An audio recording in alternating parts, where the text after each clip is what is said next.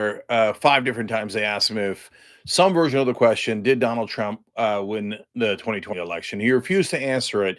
But there was an answer in the middle there that I thought was super important. We talked a little bit about it on the live show. You know, we do it weekdays, 6 p.m. Eastern. Check it out today as well. But it's been gnawing at me ever since we covered it because that answer in the middle was not, hey, did Donald Trump win the 2020 election? Then the reporter from the New York Times became more specific and said, would you have certified the election in 2020? And what his answer was no, because the technology companies were censoring things they shouldn't have been censoring, like the Hunter Biden laptop story. And he said that's why he's not answering whether Donald Trump won the 2020 election because he said, I'm answering you with a question, right? Your question with a question, which is, did the technology companies censor? Or did they do something wrong? And hence, was that election manipulation? And that's why it's not really a legitimate election. And hence, we shouldn't certify. And hence, Donald Trump didn't lose. Okay, so we're going to break down how mental that is because that's why it's been gnawing at me. But we have to talk about like what is certification. First of all, a lot of Republicans don't even understand what certification is, and they've clouded the news space and media space with so much disinformation. It's hard for an independent to understand it as well. It's just a ministerial duty. Now, what does that mean? It just means that's what like a government official, a minister does. It's not something where they have to take executive authority, executive action. Oh, you've been elected or appointed to make up your own mind and use your own discretion. That's how a republic works, right? We have a democracy. We vote representatives in, and then the representatives make their decisions. That is not how certification is. Certification is just a simple process. Okay, you must certify an election if the results are certain way, whatever the results are, you have to certify it. And in fact, if you're a Republican out there, I want you to think about it. What if the shoe's on the other foot? What if the Democrats get in and go, well, we know it's just supposed to say, okay, yes, we received the votes and the votes say this, hence that person won. What if the Democrats did the same thing as Trump is doing and Vance is doing? They're like, nope, we just think that technology companies censored things. They've been mean to us. So we're not going to do our duty. That's literally our job. By the way, it's illegal in many states not to certify an election. Let me give one more piece of clarity here before we get back to the Democrats. So, does it mean that you can't ask for a recount? No, it doesn't mean that at all. Like certification is a normal part of the process. A recount is also a normal part of the process if the election is really close. Different states and different municipalities have different rules, but roughly speaking, if the election is within somewhere around a point, right? Some places it could be 2 points, some places it could be half a point. That's usually a ton of actual voters. In the swing states, some of the elections were so close, but at the end of the day, still 13,000 votes here, 150,000 votes there. The raw numbers are big. So it's not like, oh, you have one rando doing fraud or another rando doing fraud. It's going to move 13,000 votes or 150,000 votes. But if an election is close and someone asks for a recount, absolutely nothing wrong with that. In fact, that's a great part of the process. If the state allows for it and they want a second recount or a hand recount, I love it. As a progressive, I want to verify the vote in every possible way. The certification is at the end, after you have already verified, after you have gone through the entire process, and you know definitively who has won. If you go with the Vance and Trump ideology, they say at that point, instead of doing what is legal and what is your job and what is the will of the voters, those officials, sometimes at the federal level, like the vice president, had an opportunity in 2020, in their opinion, and that's why Mike Pence isn't on the ticket anymore because he didn't agree with their obviously absurdly unconstitutional opinion. But they could all say they're saying now that even at the local and state levels, Republican officials just should go, okay, yes, we understand that that's how the voters voted. We understand that we did a recount, a hand recount, whatever else we did. We don't care. I, Mr. Certification Official, am going to decide that my opinion will supersede the will of the voters. Well, that's cray cray. That's totally nuts. Now I come back to the Democrats. Republicans, imagine if the Democrats said that. Well, I really like Kamala Harris. I think a woman of color should be in charge. And so I can't believe that the country would vote for an old white man like Donald Trump. This is obviously an absurd hypothetical, but probably Republicans think that that's how Democrats think. Anyway, so let's go with this. Even in this scenario, like, so I don't like the, I don't even, not only do I not like it, I don't even believe it. Okay. There's no way they didn't vote for a woman of color who's there. There's no way they voted for this insane guy, Donald Trump, etc. So I'm not certified. Well, you'd say that's nuts, right? Well, no, brother, you got to do your job. So, but the Republicans now say, yeah, that's right. But wait. They say, but what if the technology companies were mean to us? That's not a thing, man. That's not in the Constitution. That's not in the laws. That's not in the rules. That's not anything.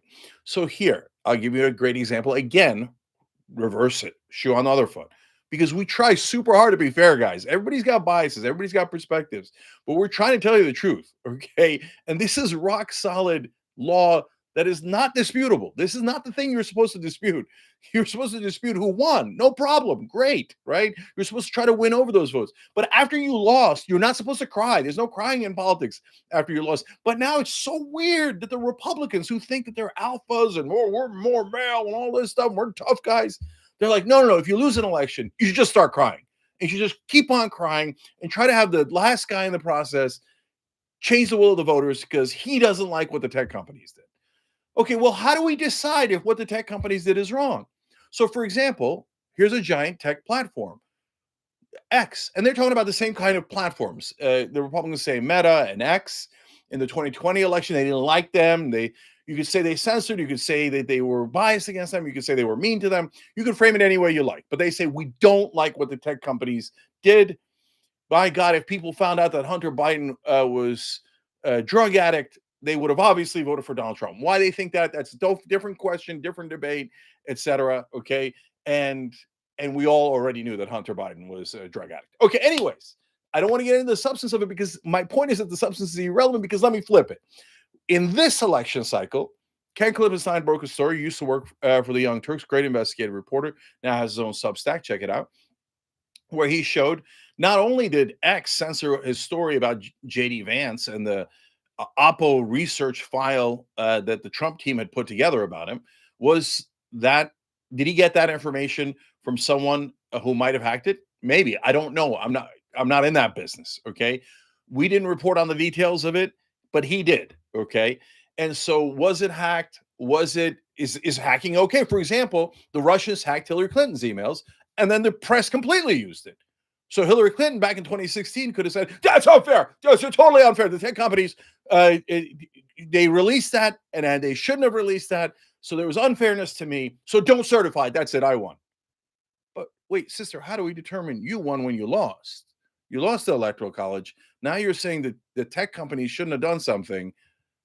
Well, and then James Comey came out right before the 2016 election and said, that we're reopening the Hillary Clinton email investigation because of Anthony Weiner ran over there, did something wrong on a laptop. Again, always with the laptops, right? Again, Hillary Clinton could have said, oh my God, all the press shouldn't have covered that. And it turns out it was a nothing burger of a story. After the election, you found out it was a giant problem for Anthony Weiner, but it did not affect Hillary Clinton or her emails at all. Shouldn't have gone out there, didn't have any effect. And that's a Republican, James Comey. Yeah, later he had fights with Trump. Lifelong Republican, though, and had no love for Hillary Clinton. And the thing that he put out there that the entire press covered the week before the election was so damaging to her and almost certainly cost her the election.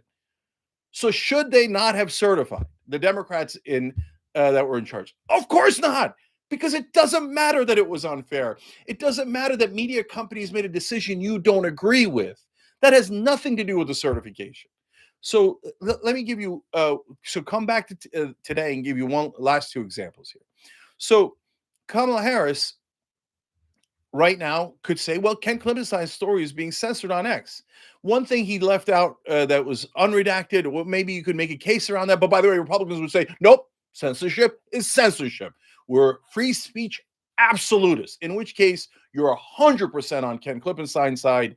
You absolutely believe that JD Vance's Oppo files should be all over the press. In fact, you think it's cheating on behalf of Trump and the Republicans not to release those files because the rest of the press won't, right? So, oh my God. So then that means if Trump and Vance lose, you should not certify. But on top of that, Klippenstein has an article that X censored that has no unredacted material. Nothing to do with the hacking, nothing, nothing, nothing. They're just like, oh, we don't like it. We're censoring it because it hurts JD Vance and the Trump ticket. And Elon Musk, who owns X, has spent tens of millions of dollars helping Trump try to get elected. Trump says he's going to put him in charge of the entire federal government for cost cutting, which means basically he's in charge of the whole government. So Elon Musk will gain enormous power if Donald Trump and JD Vance are elected, and he's censoring on X now. He's just saying, no, Ken Klippenstein did something that might hurt my beloved JD Vance. I censor. What happened to free speech absolutes? Total, utter liar. Elon Musk 100% lied. He lies about almost everything. He manipulates his own followers. Oh, hey, this kind of Bitcoin, that kind of Bitcoin. Hey, invest in my companies. Hey, vote for the guy that I'm funding so I could be in charge. But okay, that's a different conversation. But now you see, if Kamala Harris said, because Elon Musk censored Ken Klippenstein's story, tech platform censoring a story, exactly what JD Vance said, I'm not certifying the election if I lose. Now, she's the vice president. She's the person that literally has to certify the national election. If she used JD Vance and Donald Trump's logic, if she loses, she could just say tech censorship. They were mean to me. I don't agree with that private company's decisions. So I'm invalidating the entire election. That's insane. And that is literally the insane theory that JD Vance said in the New York Times interview. But it's not just that he said it in the New York Times interview. That's what they've been saying. Trump and Vance have been saying the entire time. If tech companies or media companies are mean to us, they're biased towards us, who makes that decision? No one. I do. Then we should unilaterally not certify elections, and we should just cheat everywhere. Tell everyone. And by the way, as we're doing it, we're going to destroy democracy because we're going to create doubt everywhere. Sow seeds of doubt. Oh, is democracy really real? Was it really a real election? The tech companies were slightly mean to Donald Trump. Oh my God, all the Republicans cry, cry, cry, cry, cry. Okay, oh, we're all crying at the same time. So, hey, certification elections, cheat, lie, don't break the law, do whatever you have to. No, you can't. Certification is the last part of the process where it has already been determined what the will of the voters are. The Democrats shouldn't cheat around that. The Republicans shouldn't cheat around that. No one should cheat around that because number one, it's not legal in most places, should be illegal everywhere. Number two, the vice president does not, at the national level, does not get to unilaterally decide, oh, one person or one group of people or one set of companies has been mean or unfair to one of the candidates, so I'm invalidating the entire election and the will of the voters. The current vice president is Kamala Harris. Republicans, be careful what you wish for.